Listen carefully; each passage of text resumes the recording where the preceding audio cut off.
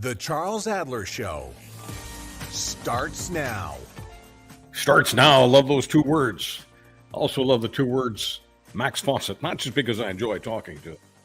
I like calling Uncle Chuck, but because clearly responses are telling us that people who download podcasts really enjoy downloading the wisdom of Max Fawcett. Max, welcome back to the podcast. Good to be back, Uncle Chuck. So, Max, let me just begin with this business of the homophobia, transphobia, whatever you want to call it, this idea of parental rights. Parents cannot trust teachers with their children, cannot trust teachers to educate their children. This is sounding so similar to my ear to the idea that we cannot trust doctors with COVID. We cannot trust doctors with public health regulations, including vaccines. We can only trust the anti-vaxxer activists. Now, I could be wrong about this, but it just appears that the parental rights folks and the anti-vax folks seem to be the same. I mean, it's just like the same people are steering both clown cars, or is that just my perspective? No, I think you're 100% right. It's the same carnival. They've just moved on to a different ride. It's the same basic mistrust of government, mistrust of experts, mistrust of educated people. It's that kind of stew of resentment and fear, and it's being applied to a new target. This is sort of, I think, one of the enduring realities of the Freedom Convoy is it's never really gone away, right? It just keeps attaching itself to new causes and new grievances. So it was vaccines, and now it's the LGBTQ community, and goodness knows where it's going to go next. But it's all kind of motivated by the same fear of people who maybe are more educated and more accomplished. I don't know. It's I understand the trepidation that some parents have about this, what feels like an explosion of sort of trans identification among kids, right? I understand the kind of concern that a parent might have, where they think, well, where is this coming from? This wasn't around when I was a kid. All of a sudden it's everywhere. I think part of that is the same thing people said about the gay community a generation ago. Well, there wasn't many gay kids when I went to school. Why are there so many now? It's because they didn't feel comfortable being their true selves. But, part of it is also, I think, in a weird way, there's some power as a teenager that you might have, by going down this road, by kind of throwing your parents for a loop, and you kind of got to let it play out, I think. But these laws, these policies that are being brought forward, I've tried to make this point to a couple of conservatives online. This doesn't apply to you if you're a good parent, right? If you have a good, trusting relationship with your kid, if they talk to you, if they share their fears, their concerns, what's happening at school, then you don't need to rely on the school to tell you that they've changed their pronoun, because they will have told you first. They will have talked it out with you. So, if you're a good parent, if you have a good, open relationship with your kids, don't worry about this stuff. And if you are worried about this stuff, maybe put that effort into improving your relationship with your kids. Like, it's just such a weird thing to be panicked about. But maybe I'm approaching it a bit too rationally here. I don't know. I do start hearing parents saying things like, I'm worried that Tommy is going to school at 8:30 in the morning, and when I see Tommy at 4:00 in the afternoon, Tommy will think that he's Janie.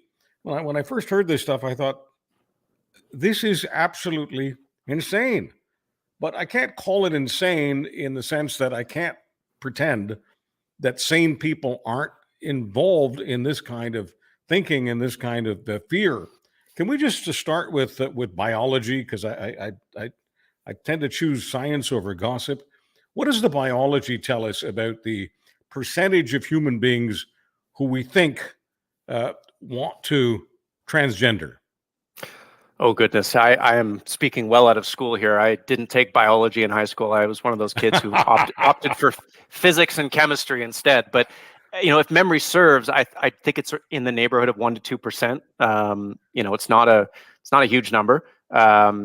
Maybe it's a bit more, maybe it's more when there's sort of a political kind of opportunity to be rebellious, to be different. Like part of being a kid and being a teenager is creating distance from your parents and the culture that they come from. It's about shocking them and upsetting them and ruffling their feathers, whether that's the music you listen to, or the clothes you wear, or the way you identify. And a lot of that stuff is transitory. It's a stage, it's a process. You play it out and move on to other things. And the worst thing you can do, I think, as a parent is overreact to something like that. But look, for most parents, this is not anything they need to be worried about. And for the ones that are worried, talk to your kids. Have an open relationship with them. The best way to know what's going on in their heads and their lives is to make sure that the space at home is just as welcoming as the space at school. Because if kids feel free to be one way at school and not at home, that's a tell, right? That's an indication that as a parent you have work to do, not that the school has done anything wrong. So some parents fear that teachers will encourage them to have surgery to transgender. And I have a hard time believing, I've known a lot of teachers, I've known a lot of principals in my day. I have a hard time believing that any principal would encourage a teacher to go that far. What are your thoughts? Yeah, I mean, that's almost like satanic panic stuff, where teachers are encouraging kids to I don't know, sacrifice animals at school. Like it's myth, it's legend, it's it's not something that reflects the reality of why people become teachers. People. I know lots of teachers. I don't know a single one of them who is ideological in their approach. They're sort of guiding principles. Number one, they want to do a good job. Number two, they want their kids to succeed and to thrive and to be good citizens. They don't go into schools wanting to apply their particular worldview and shape children in a different way. What I think some people are reacting to is that teachers tend to be more current in their education and their awareness of social trends, and are willing to sort of practice a policy of tolerance. And some people feel very threatened by that, right? They find that scary. They find that a direct sort of challenge to traditional values, traditional worldviews. But that's not ideology. That's just reality. I was having a conversation with someone on Twitter about this, and I was sort of saying, like, your job as a parent and their job as teachers is to prepare kids for the world that exists, not the world that you used to live in or the world that you wish you lived in, but the world that they have to go out into. And yeah, part of that is that there are trans people who exist and we accept them and we support them. That's the world. And if you want to prepare your kids for some 1960s version of the world, then you should probably homeschool them, because that's not what's going to happen in any public, even private school that I know of.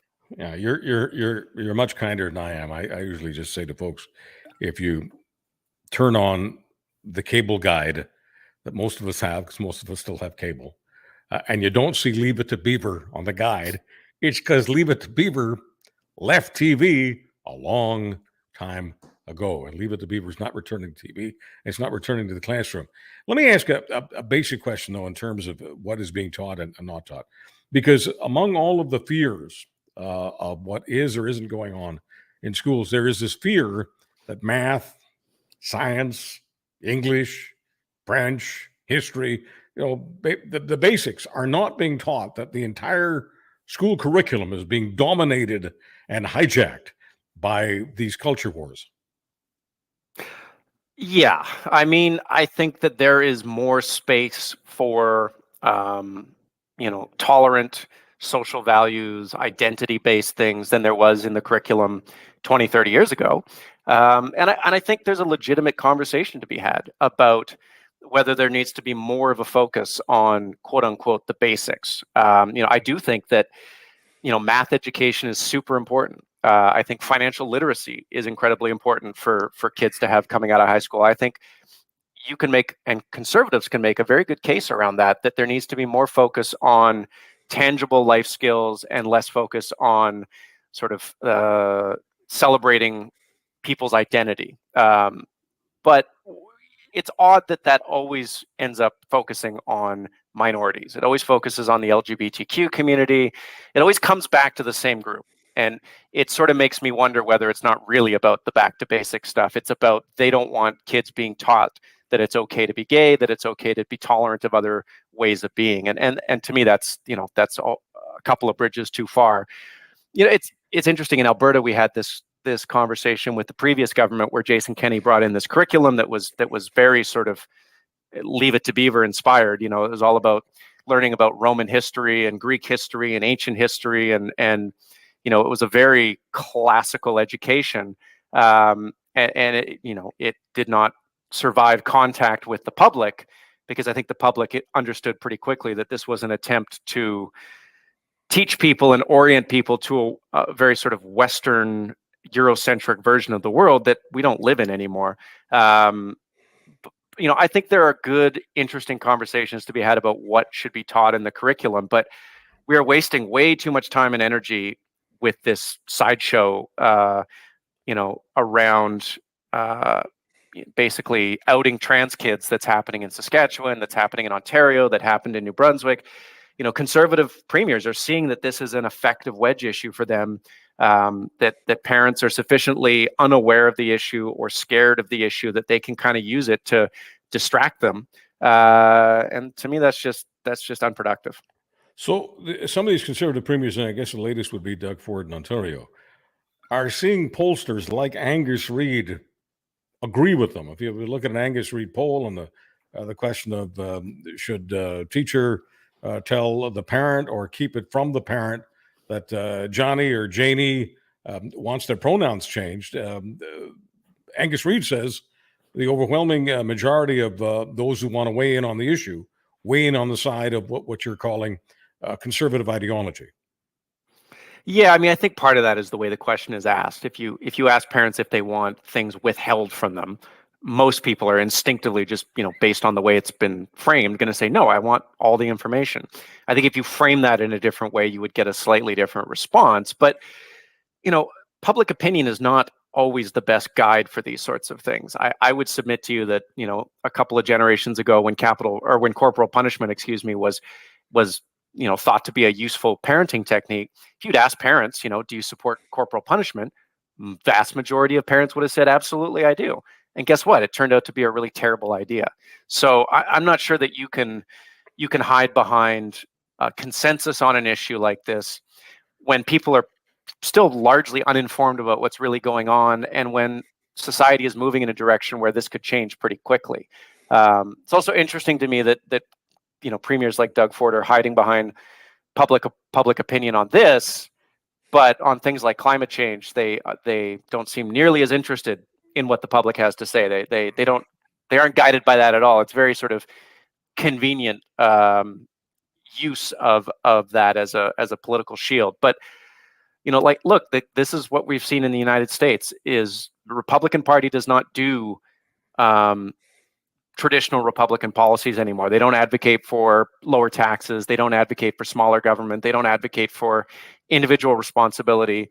They use culture wars as a distraction to get their voters, riled up and voting and supporting them. And I think we're seeing conservatives in this country realize that. I saw a story the other day that the conservative convention that's coming up in a short little while is going to have lots of talk about culture war issues around, trans issues, around, school policy, all these sorts of things that really aren't even Poilievre's bread and butter. It's not the thing that has him, ahead by double digits in the polls, but they seem determined to spend their time, getting their voters riled up with this culture war stuff rather than bedrock conservative principles.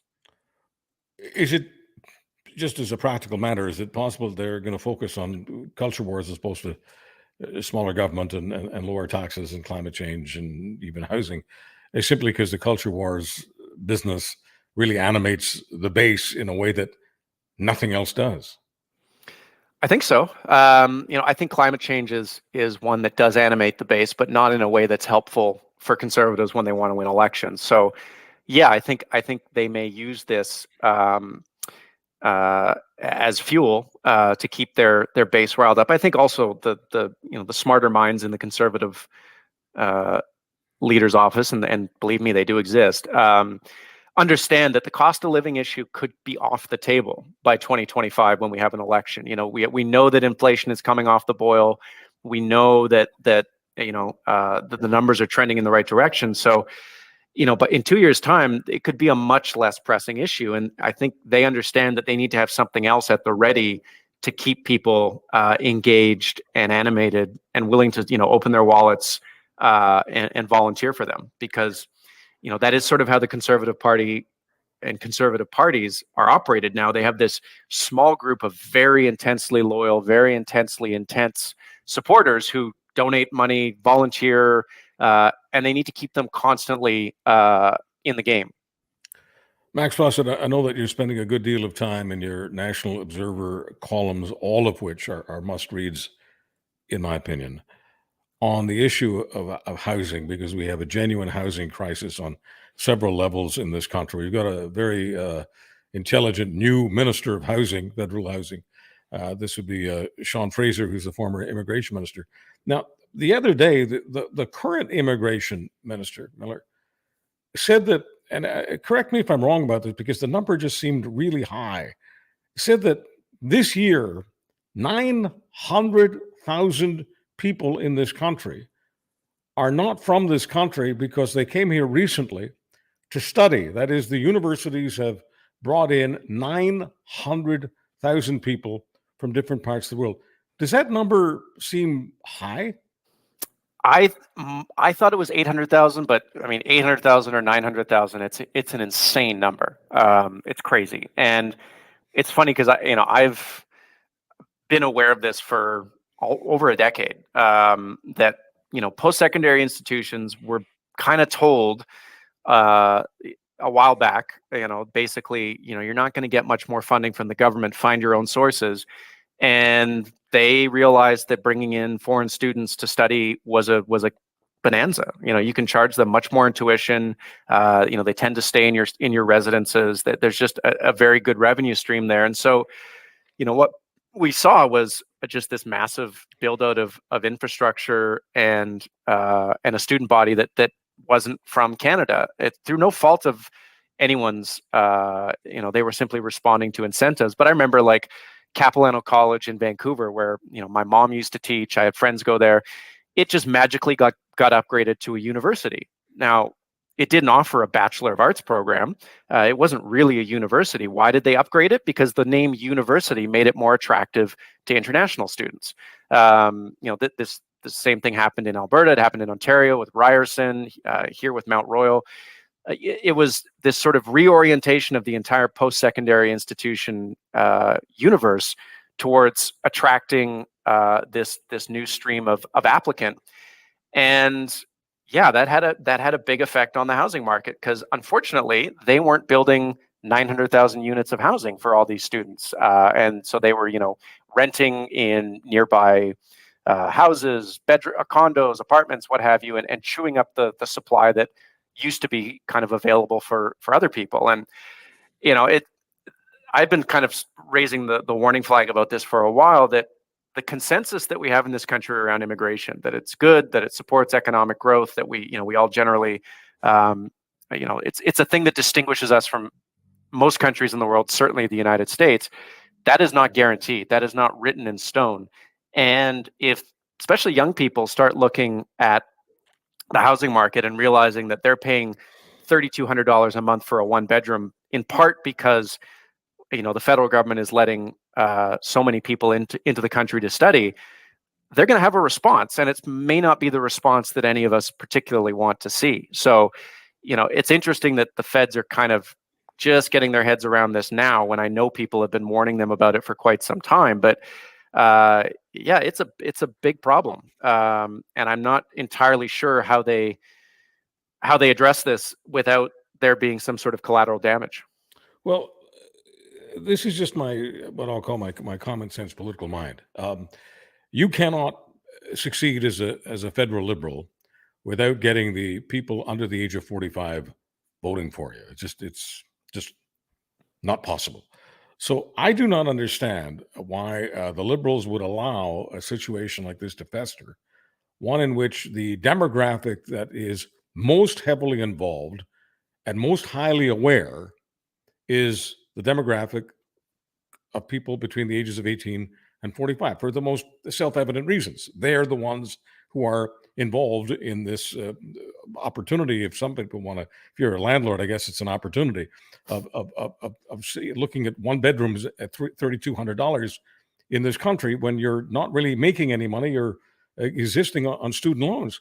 So I don't understand how a liberal government would look at this metastasizing over the years and not see it as a concerning issue. I mean, how do you square the math?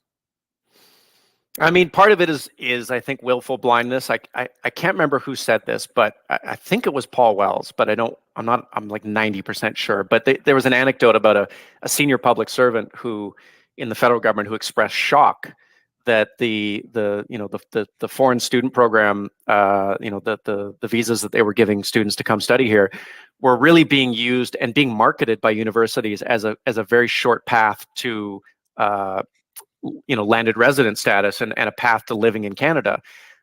Even though the universities were marketing in this way, they go to other parts of the world and say, hey, if you want to live in Canada, come study at our university for 2 or 3 years, and that gets you on the short path to becoming a landed resident, and then you can get your citizenship. So it's not like people weren't flagging this for them, but it seems like government officials and then trickling up to the political side either didn't believe it or didn't think it was a priority. It really is not a good look, and they are paying a very high price for it right now. If you look at some of the polls lately, the Abacus data poll had the Liberals in third place, not second place, third place among Canadians under the age of, I think, 45 or 44. Yeah, Canadians. I mean, we're talking millennials. I mean, it's. I think it's catechism in politics that if you're a left of center party and you can't get millennials, you're out of business. Mm-hmm. Yeah, and they, I would say one of the hallmarks of this government is they're good on the big issues. They're good on COVID. They're good on climate change. They get the big things right, but when it gets into the details, especially the economic details, they lose focus. And I think they lost focus of how bad housing was when they took government. I mean, it wasn't, Poilievre, keeps trying to pretend like housing was tickety-boo when the Conservatives were in power.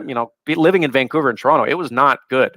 Housing was very expensive, but it has gotten so much worse, especially in the last little while, especially in the rental market, that it has reached, genuine crisis proportions now. And they took their eye off the ball the whole time. They didn't take it seriously. They had a housing minister before Sean Fraser who, not only owned his own rental properties, but, wrote an op-ed like basically weeks ago saying that, we shouldn't blame the municipalities. It's not their fault. Like, just no sense of. He wrote in that op-ed, I remember that, this is a crisis that affects hundreds of thousands of Canadians. Wrong. It affects millions of Canadians, possibly tens of millions of Canadians. So they just didn't get it. And as I've said, as I've written, if Poilievre can stay away from the culture war stuff and the vaccine stuff, and clearly he can't, but if he can find a way to distract himself long enough to just focus on housing, the next election is his. It's his in a cakewalk at this point. Yeah, some things are really just about the math. There's no ideology here. So I'm looking at the math. If somewhere between 800 and 900,000 students are being accepted as foreign students, and they clearly need food and shelter, okay, and you've got 500,000 people being brought in as regular immigrants, that's almost 1.5 million new Canadians. This is a country of 40 million people. I don't think anybody believes that we've got housing that can accommodate that number. And if we don't, it means that house prices, which have been accelerating, are going to continue to do precisely that. Politically, that's toxic for the government.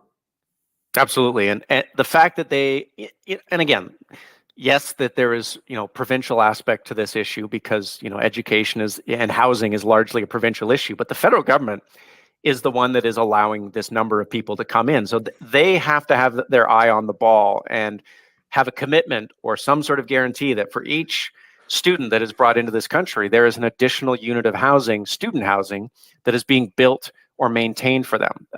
And they did not do that. The other part of that number, that the 800,000 or 900,000, it's not distributed equally, right? It's all in, where the post-secondary institutions are. So Greater Vancouver, Calgary, Edmonton, Greater Toronto area, Greater Montreal area. It is very heavily concentrated, and heavily concentrated in the markets that are already overheated. So, it's almost like if you wanted to create a housing crisis, this would be one very good way to do it. Well, look, it's not just students. Let's just go to immigration. Max, I don't care where an immigrant to Canada lands in Canada. I know where the immigrant lands eventually. I mean, they may come to St. John, New Brunswick, in 2023, but there's a very distinct possibility that by 2027 or 2029, they're in Toronto or Vancouver or Montreal. That's the way things flow in most countries. In most countries, people end up going to the major metropolitan areas. Now, those are also the places that just happen to be the foundational experiences for Liberal success.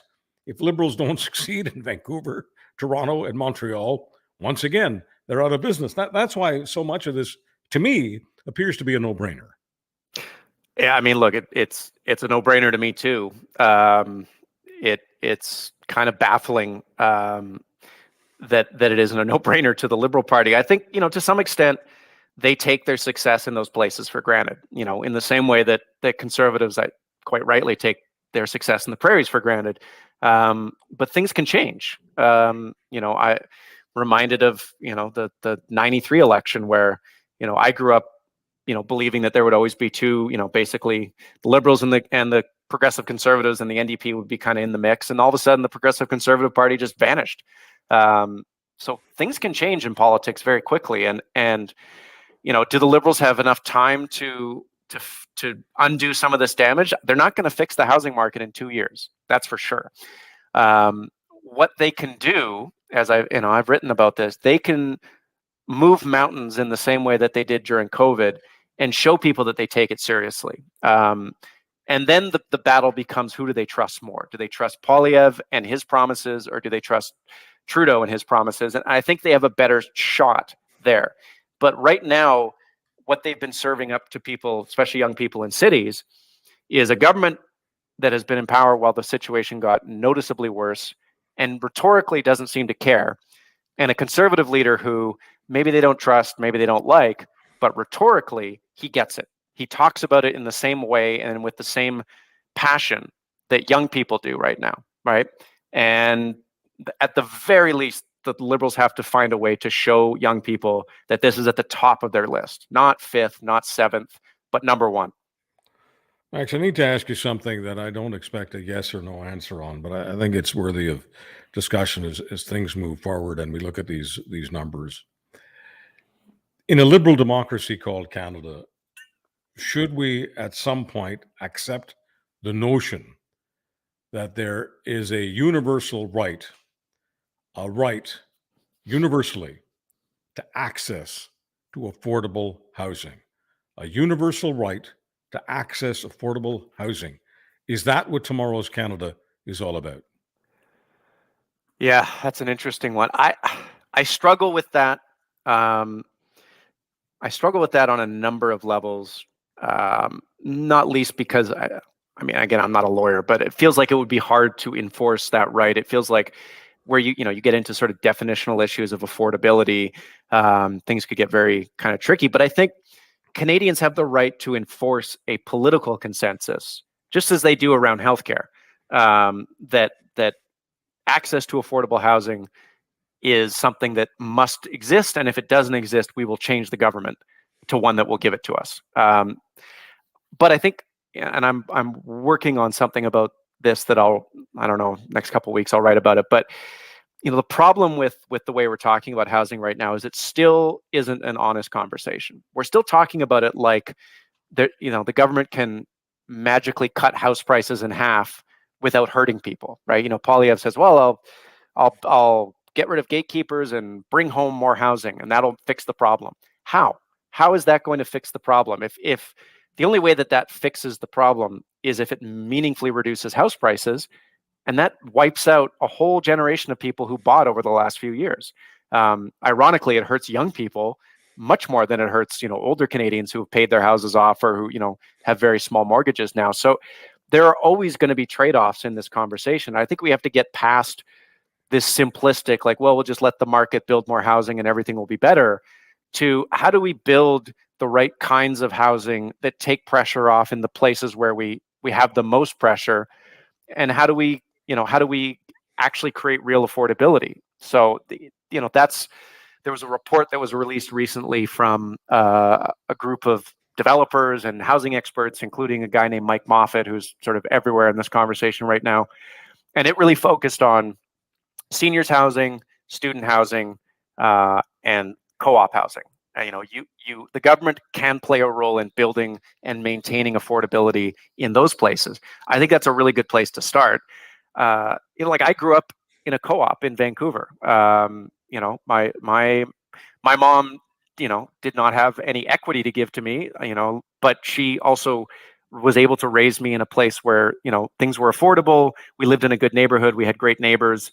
And that model works. That model was abandoned by the federal government. It was abandoned first by Mulroney's progressive conservatives and then by the Chrétien Martin liberals. It would be nice to see the federal government get back into that game in a big way. That's one way that they can guarantee a certain level of affordability for those most at the margins. The other way is to focus on the rental market. Not everyone needs to own a house. This is not a controversial position in Europe, in lots of parts of the world. This sort of obsession with home ownership is very much a North American thing. And we would do well, I think, to focus a lot of these affordability measures on creating units of supply where you have secure tenure, you can't be evicted, you can't be booted out, you can't, have your rent jacked up on you. And then if you want to buy, you can build on that foundation. But right now the rental market is more treacherous than the housing market. And I think that's what has a lot of people really panicked, because that was always, that's the place where people are most at risk, most at jeopardy. And if they're seeing their rents go up $200-$300 a year, that's really hard to come back from. Well, the city that you live in, Max, in Vancouver, rents are now up 14.5% year after year. 14.5%. I mean, who can sustain it? Who can afford it? Let me go to something else that's it's economics, but once again, math matters. One can't just obsess about culture wars. There's always this talk about how the market can figure this out and the market can figure that out. There's no reason why the federal government cannot create its own market. You talk about co-op housing and the co-op housing that you were brought up in. That housing was not part of the so-called free market. That was a separate market created by the government. Just like when the government after World War II needed housing for its veterans. They created a separate market. It wasn't the kind of market where a person could own something, own where they lived, and then sell it for a profit. That's not socialism. That's just giving people, I guess, what we would call in Canada, a social safety net. Once again, access to affordable housing. There's no reason why you can't create a market like that for people who are without means. That is the homeless and those people who have very, very modest means. There's no reason why you can't create a market like that for students. No reason why you can't create a market like that for seniors. I mean, the stuff that Moffat is talking about, the reason he's all over the place is he makes sense. Exactly. I mean, he has done his homework. He understands this issue and knows where the leverage points are for the federal government. I mean, the free market fundamentalists will always reject the government getting involved in these sorts of things. But I think in a way that's a really interesting opportunity for the Trudeau Liberals to kind of get back in this ballgame, is to really go big on social housing, government housing, in those specific areas that Moffat mentions, and really kind of force Poilievre to make his case, because I suspect he will oppose those things. He will oppose building more co-ops, more social housing, more student housing, more senior housing, because he sees only one solution to this, as he does to many things, which is the market. And that's an interesting conversation. If it, not one politician who cares about it versus a government that doesn't seem to, but one party that thinks the market is the solution versus one party that thinks that the government has a role to play here. No guarantees that the Liberals are able to win on this issue, or even kind of get back into a reasonable sort of draw with the Conservatives on it. But I think it's their best hope of getting back in the game, and that's clearly what they need. They need to give young people at the margins, some hope that this situation is going to get better, because it has consistently gotten worse for the last 15 years, and it really wears on you. I know lots of people in Vancouver and Toronto play in those markets where, they've been waiting for a correction, waiting to, they didn't want to spend all their money and get totally leveraged just to buy a, teardown. And they kind of feel like they've watched their lives pass them by. It's really frustrating, especially when, you had older generations kind of maybe in your ear about, oh, you should buy, it's always the best decision. It was much easier for them to buy a generation or two ago than it is today. But it really can consume a lot of your energy and your attention. And honestly, people shouldn't have to spend this much time thinking about housing. They have other things to focus on: their kids, their careers, their passions, their travel, whatever it might be. People don't live, and they shouldn't have their lives revolve around shelter. And I think that's one thing that the government could really help with, is create a basic sort of benchmark of stability of shelter, stability of tenure, and then let people get on with their lives. Because this is great for developers, this is great for landlords, it's great for real estate speculators. But why in the world are we revolving, orienting our economy and our society around their interests? Madness. The price of food and the price of shelter, is that the reason the Liberals are paying a horrible political price, according to the latest polling? If the price of food and the price of shelter were no longer controversial issues, would the Liberals be head to head with the Conservatives right now? Would they be ahead of them? How much are these issues actually supporting the Conservatives, regardless of where they may be on culture wars? I think it would be a lot closer. The cost of living stuff is, it feels like you're, that frog that's being boiled in a pot of water, right? I notice it every time I go to the grocery store. I pick something up and I'm like, has pasta always been $3.99 a package? I don't remember it being that expensive. Like it wears on you. And it's sort of this almost daily, or, every time you go to the grocery store, it's a grind. Even if your salary is you're getting a raise, like so many people are right now, it just doesn't feel like it's keeping up. And so it really, I think, orients people to being open to a different political choice. I think that the job that the Liberals need to be doing, and they're absolutely awful at this right now, is just trying to highlight what the other choice would mean. Because there's nothing that Poilievre is saying or proposing that would change the price of pasta at the grocery store. Getting rid of the carbon tax is the king of nothing burgers on this issue. I think, it's been studied many, many times, despite what the quote unquote food professor likes to say on Twitter. And the carbon tax, I think, has an impact of about 0.5% on food prices. So, you'll notice that food inflation is a huge issue in the United States. They don't have a carbon tax. So it's not the carbon tax. Getting rid of the carbon tax isn't going to do anything for that. And guess what?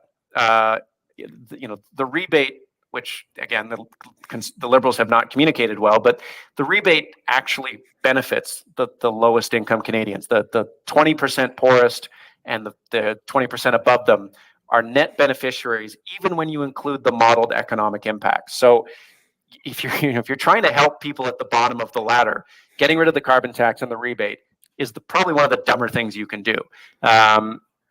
So they need to do a better job of explaining, here's what we're doing about this cost of living issue, but here's what the other guys are proposing. because right now it really, again, feels like one side is proposing to do something and the other side is not really doing enough. And in that situation, I think voters will naturally gravitate towards the alternative. So don't ask me why, but the other day I was in the mood for grapes and happened to be at Walmart. And so a box of grapes, I think it was 3 pounds. It wasn't very large, 3 pounds. But the number was $8.50. And I thought to myself, no wonder the Liberals are in trouble. $8.50 for a few grapes? Mm-hmm. That's crazy, Max. It's crazy. Yep. Yeah, I think they slept on this food inflation issue, and maybe I'm guilty of this sometimes, but pointing out that there's food price inflation in other parts of the world doesn't help you, right? It doesn't feed your family. It doesn't make your bill smaller. It is a kind of cold comfort to people who are really stressed out by this stuff. And I think they could have gotten in the game a little earlier. Maybe with some direct supports. I understand that the economists would have hated that because that, of course, feeds inflation. But I think as a government, and this is a lesson I think that this government has not learned particularly well, economists don't always have your best interests at heart. And economists are not exactly notorious for being good communicators with the public. And so, you look at things like the carbon tax and some of their policies, they're a big hit with economists. Economists are less than 1% of the population. They might even be less than 0.1% of the population.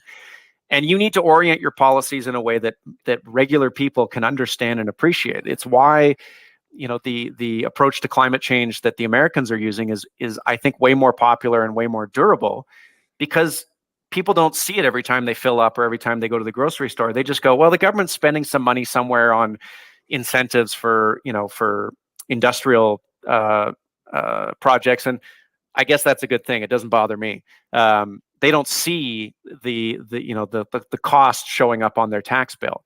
But every time you go to the gas station in Canada, every time you go to the grocery store, it's broken out right there on your bill for the gas station. And it's just a reminder that the government has their thumb on this particular scale. And a lot of people don't like it. And, look, I wish we lived in a society where everyone had, a foundational understanding of economics, but we very clearly don't. And you got to play the hand you're dealt. Max Fawcett, give me just a preview of your next column in the National Observer, and then I'll let you go. I'm going to be writing. I wrote today about a lady named Sheila Lewis, who was she had a terminal illness, needed an organ transplant, and refused to get it because of the COVID-19 vaccine. She weirdly got all of her other vaccines, but then refused to get this one vaccine, and of course, the hospital wouldn't give it to her because they have perfectly good reasons to prioritize people who have all their vaccinations. It's become a big culture war thing with the anti-vax community, and I just sort of wrote about what that means for this sort of ongoing conservative war on expertise, and the fact that Pierre Poilievre and his new candidate in York Centre in Toronto are treating this woman like a martyr. It does not bode well for a fact-based and reality-based conversation. And then the next column after that will be about what I feel is sort of a building attempt to undermine our courts. There's been a couple of pieces in the National Post about how judges they're biased towards liberal donors, and the actual facts of the case are very thin gruel, but it's being sort of played up like this argument, or it's supporting this argument that our courts are biased, that they're politicized. What I think is really happening is that conservatives want our courts to be politicized. I can't even tell you the number of conservatives who have DM'd me saying, well, one of Stephen Harper's biggest failures is he didn't politicize the courts enough. Imagine that. But that will be a key part of Poilievre's agenda if he becomes prime minister, is making our court system more overtly political, more like the American one. I think that's disastrous. And so I'm going to write about it. Max Fawcett writes for the National Observer. Unfortunately, we're having him on this show from time to time, and he is among our most popular when it comes to download. So you're welcome in advance. I'll say you're welcome for the thank you you're about to offer for the Max Fawcett conversation. Max Fawcett is in Calgary. I just want to thank everyone who tunes into these podcasts and tells their their friends and neighbors. Remember to either follow or like or subscribe. Either action, it doesn't matter to me. It's just the way that we grow this baby. And I thank you very much for participating in that growth. I'm Charles Antler.